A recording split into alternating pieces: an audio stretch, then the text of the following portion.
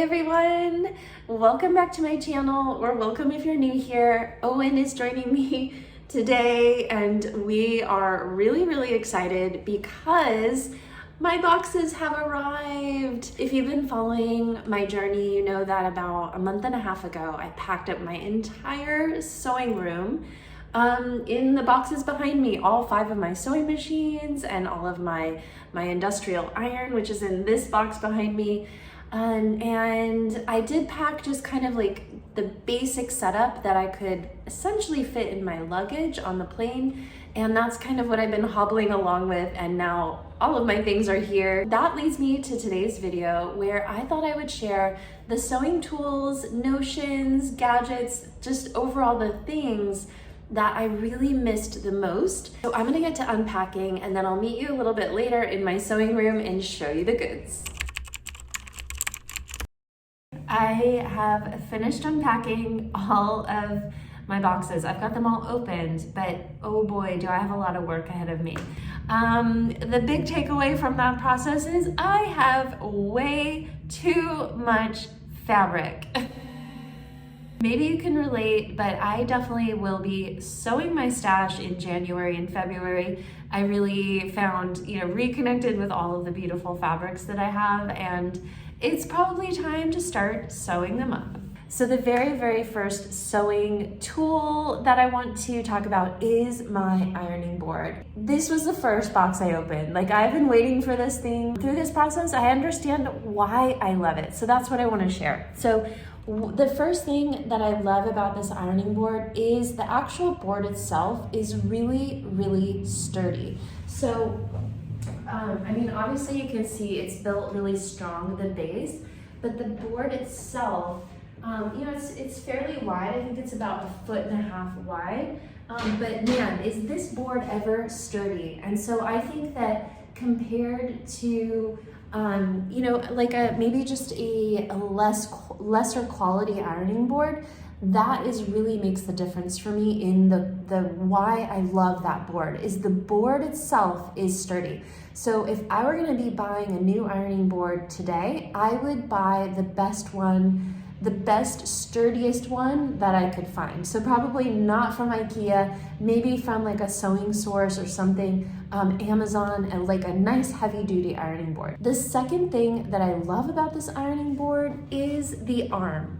So this little extendable arm is actually connected to the ironing board and it swivels, which I really love. And absolutely, you could recreate this this arm with this. I'm gonna drop a picture of what I'm talking about here. Like, you can get these and you can have it next to your ironing board and you can have that same effect. I love that arm for getting into small spaces, ironing any of my seams. That arm really just has become something that I really could not live without. The last thing I want to mention about this whole area here that I love and absolutely have missed so much is my press cloth, which it seems so silly, but I really love. So this is just a piece of cotton poplin, a scrap that I just serged to the edge. You could also do like an overlock stitch on your sewing machine or a zigzag. And I just always have my press cloth and these little pair of scissors that I always keep right here on my ironing board. And I just love that setup. And I really missed it. Next up are a couple gadgets that I really missed. And the first is my little corner turner. So this one is by Sewmate, or it's called the Sewmate. And I'll try to link to one below. I'll try to link to different things below. But this corner turner I absolutely love. It has a couple different corners, and I use obviously this one the most. I just love it. It's such a simple gadget that I really missed and I should have packed along with me. The second sort of notion-y type of thing that I really missed is my bobbin container. So I realized that I should have brought this with me, but it got packed.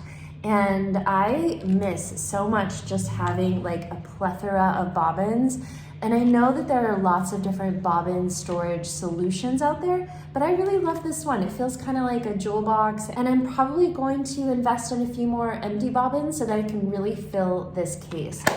I love this. So next up are my pins. So I ended up bringing just my my magnetic pin cushion with me with these pins. So these are just like the flower head ones that are, they're pretty thick. And these are like great for every day. But what I didn't bring with me that I really missed are my silk pins. So I bought these specifically for sewing like my lingerie and my, you know, like fine cottons and that kind of sewing. But I find I love using these for everything. Even, you know, sewing on viscose or really anything that isn't like super thick fabric. I love these silk pins because they're just a bit finer. And for me, they're a little bit easier to control. So I really love these little silk pins, and I definitely, you know, recommend. I think that they're kind of a fun thing to have, and I find that once I have them, I use them so much more than these in a lot of my projects. The next thing I want to share are my clips. So I had brought with me these large ones because they were in this little storage case that I brought. So I kind of have this like fisherman's tackle box, and I kind of in a rush, I just ended up kind of grabbing the tackle box and everything that was in it. And so these clips were what was in it. And these are large. These are probably about an inch here. And I never used these. These were just kind of hanging out in the tackle box.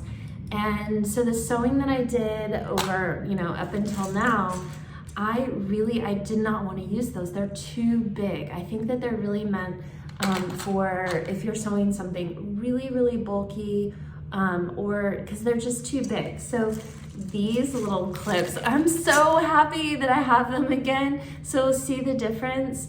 The little ones, I just love these little ones. I think these are probably about maybe 3/8 of an inch long, like of a you know, a clip part.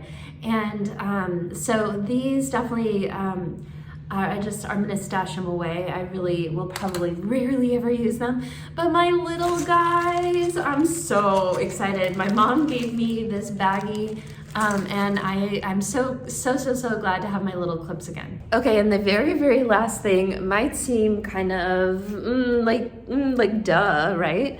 But I can tell you, I missed my rotary cutter and my mat so very much. So the rotary cutter, I brought the rotary cutter, and then I realized when I went to cut my bias strips for the towels that I made last week, oh yeah, I realized that I had nothing to cut the strips on. I don't even have a large mat, it's fairly small.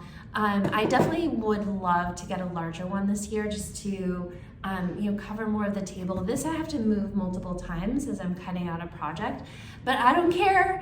I love it. Could not live without this. If you don't have one yet, you don't know what you're missing. Like, I missed this mat so much. Thank you so much for joining me in today's video, and please hit the like button on your way out. And yeah, I'll see you next time. Okay, bye.